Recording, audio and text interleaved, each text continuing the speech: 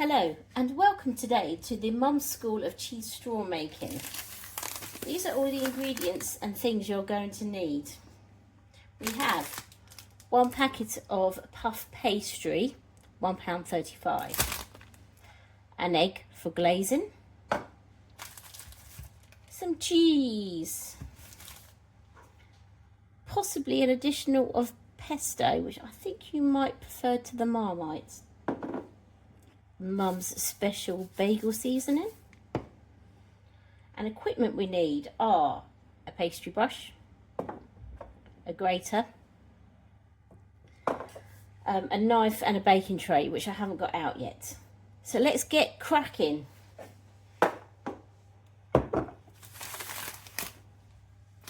First off, open your pastry. You need to take this out of the fridge 10 minutes before, otherwise it will unroll badly.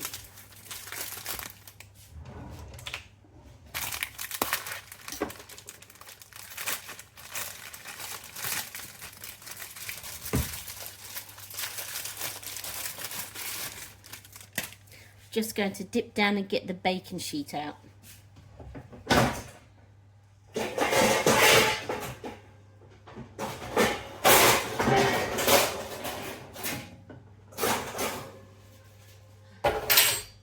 Enjoy the cobbedy noise.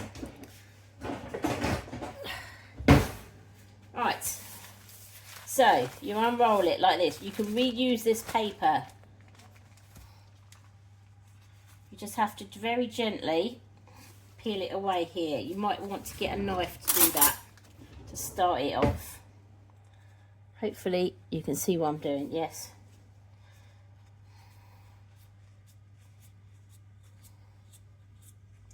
Okay, so now you see like that, and you just gently peel it away. It's like a Swiss roll basically. You can pop that like that to help pull it out.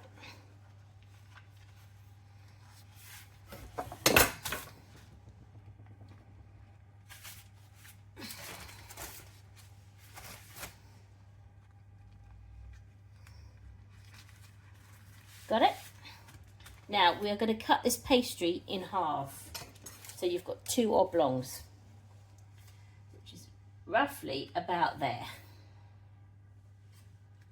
I'm just going to go like that. Just to make it easy. Now what we do here, this is where I think we're going to put a little bit of pesto on, because I think probably red will work better, but I've only got green. You only really want a thin smearing, because otherwise it's going to be too strong a taste.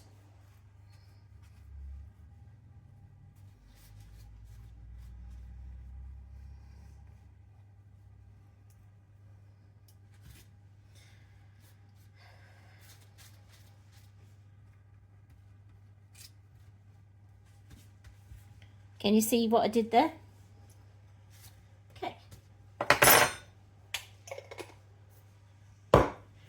Remember, with your pesto, to stop it going mouldy, what you need to do is make sure you pop a little bit of olive oil on the top so that all the pesto is underneath, and that will stop it going off quicker.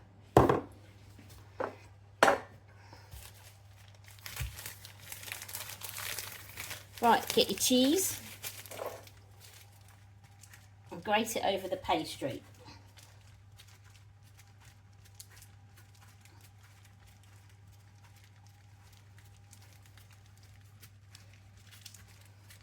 Now, if I can figure out how to do it, I might do a Ponzi cap cut video. If not, oops, you're just going to have to listen to me in the long old people style. Now, I like quite a bit of cheese in my cheese straws. Otherwise, they're going to be pastry straws, really, aren't they? So what I tend to do with this is I tend to give it a pat to compact it, and just see where I might have missed some. Like this bit here needs a little bit more.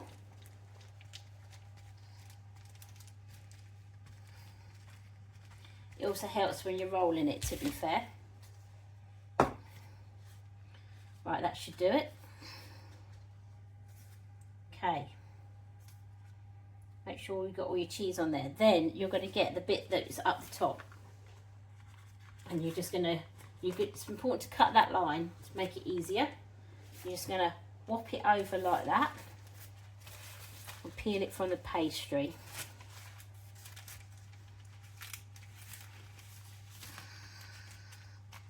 Ta-da!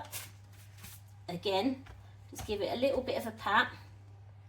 Get a knife, nice sharp one.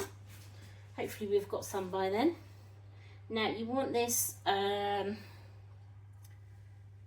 large gnocchi size, shall I say. So you need it about 1 inch, which is about 3 centimetres if you want to get anal and rule. So I'm just going by eye. What you could do is you could cut it down the middle and then cut into 3, if that helps you.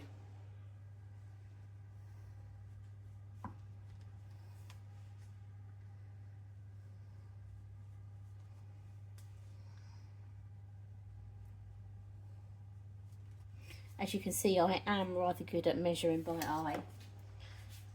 Now what I'm going to do is I'm going to get my scissors and just cut this off here.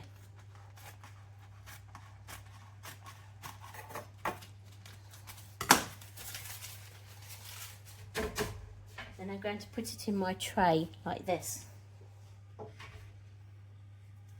Now, this is the slightly tricky part, because it's whether it's cut through and you don't want it to stick to the pastry. There you go. Right, so you might need to cut through down there again, just to make sure it's nice and loose.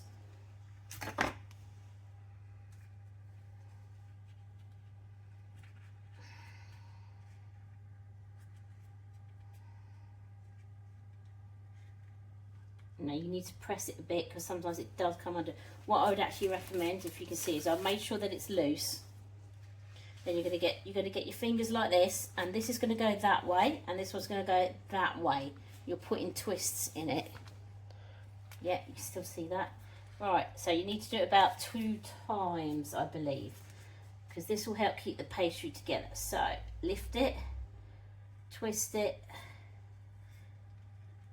like that. So you want it to look a bit like that, okay? You can just give it a little squidge to make sure the cheese doesn't come out as well. Then you're going to put it on your tray. Voila. And then you're going to repeat that process another 5 times. So just make sure it's nice and loose, and not sticking.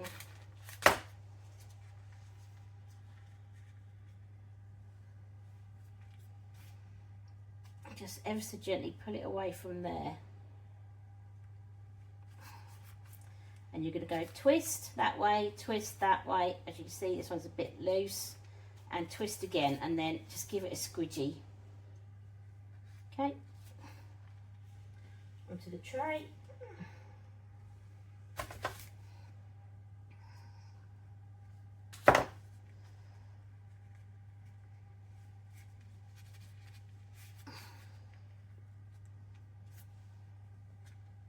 You could perhaps, if you were struggling, use a spatula to just shove underneath and help loosen it from the thing. But I find twisting it tends to work just as well.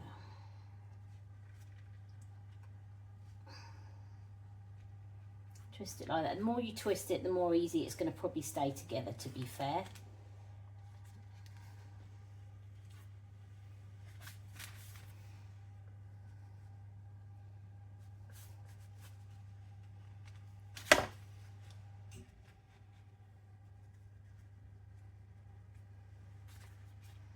I was actually thinking that I will probably leave this video in real time, because then that shows you exactly how long it takes to make, doesn't it? Piece of piss then.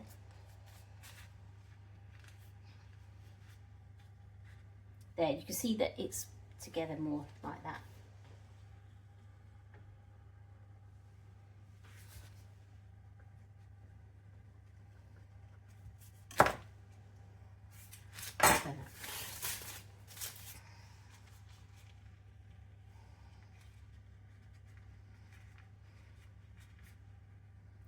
I think this is sticking more because I've left it too long getting warm.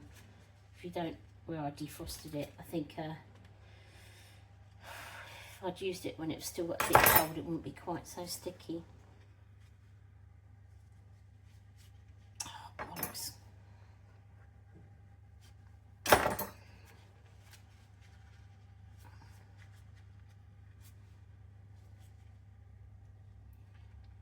Right. That's definitely going to need a tight twist.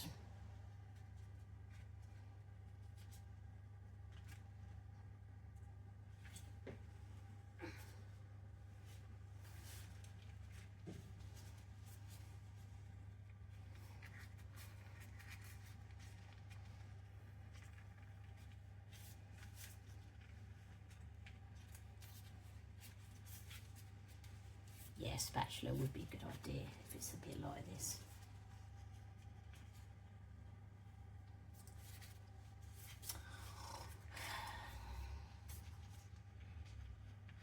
Come on, you bastard. Right. There, that's all 6 twisted. We're going to put that over to somewhere else. Now, as you can see, we have 6. I'm just going to spread them out a little bit more because they are called puff pastry for a reason, because they puff up surprisingly. So there we go. You want about the width of the straw in between each one, unless you want one giant straw, and then I would just put them all together. I'm just twisting the ends over a little bit more to make them nice. Now, what we're going to do now, I'm just going to pop that over there so you can see what I'm doing. Get an egg. If you haven't got an egg or you're being cheap, you can use milk instead. But as we both know, you don't actually have a lot of milk, so you're more likely to have eggs. If you do this at the same time that maybe you're having breakfast, you could technically save the remainder of the egg to have with an omelette, or if you're really good, you could put in the fridge in a container, but you must have a lid on it, because otherwise, if you don't, it gets a skin on it and you can't use it, and you might as well just throw it away to begin with. So give that a whizzle.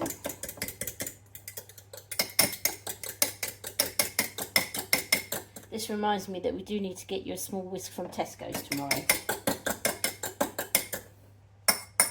Right, that's good to go.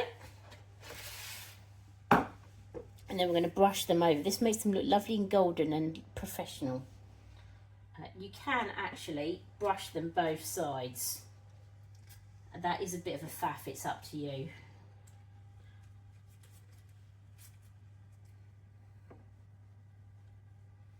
I try and do it much as possible, to be honest. So I might just get my fingers dirty, go underneath and turn it back over like that, you see, and then back over. It will make them taste nicer. It just depends on how you're feeling at the time. There we go. Probably actually I should turn them over, do the back and then put them over. That would probably be less messy. We'll try it on the next one. Right, let's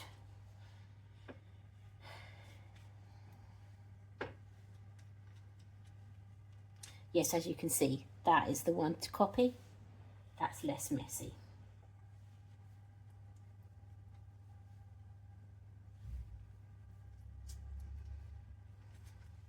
It's not lining up like nice little soldiers though, is it? There we go.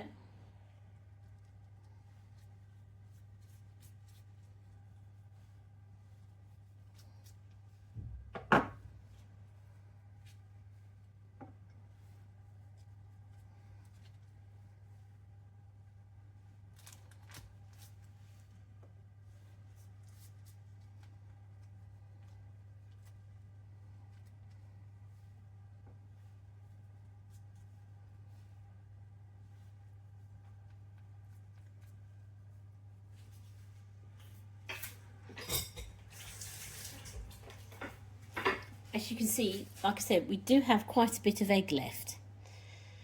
So yeah, I'm going to try and do something with that later. Right, now you can just put them in the oven like that. That's not a problem. But if you want to impress yourself or Stanley, you get some of this shit. Or even just herbs. If you haven't got this stuff, a nice bit of herbs. Make it look nice and poncy. And I'm having to do it like this because I haven't got a shaky thing with it in. However, you will be having one of those come Friday. Now in this mixture, I will make sure you've got some, but basically this mixture, what you do is this. You have equal amounts of onion seeds. I think they're black onion seeds. Garlic granules, onion granules. I've added poppy seeds because I like those. And then you have whatever measurement you've used to measure all that in, say a tablespoon, you have twice as much of sesame seeds. Don't eat my sesame seed cake. You do also have to put like Ponzi salt in, like this stuff. But I found that when I put an equal amount in, it was just a little bit too much, so I've cut back on the salt. Because I quite like the flavour from the onion and the garlic. There, I think that's about right.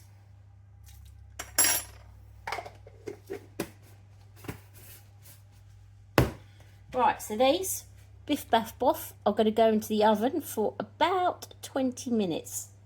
I keep my eye on them from about 18 if I was you. Standard issue 6:30, which might not be the case on your new oven.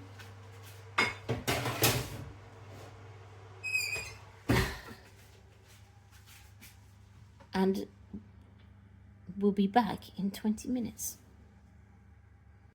Hello and welcome back. We are now about to open the oven. It's been about 18 minutes.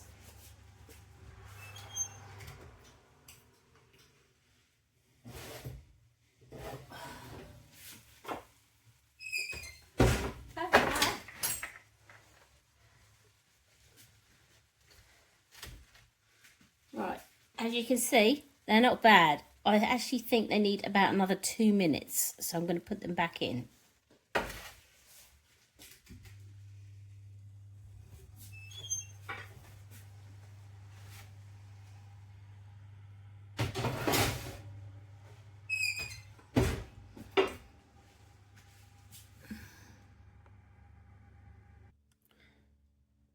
Okay, we're back.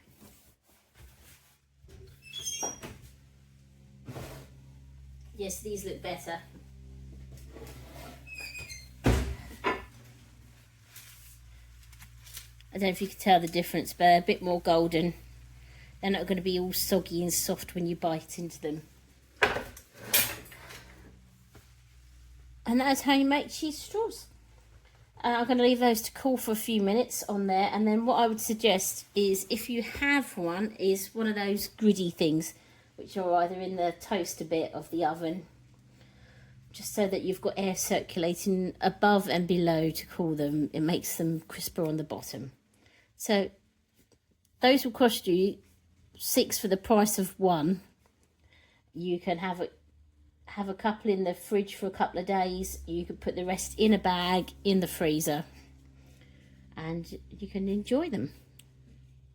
And that's the end of the Mum Cooking Show. Until the next instalment.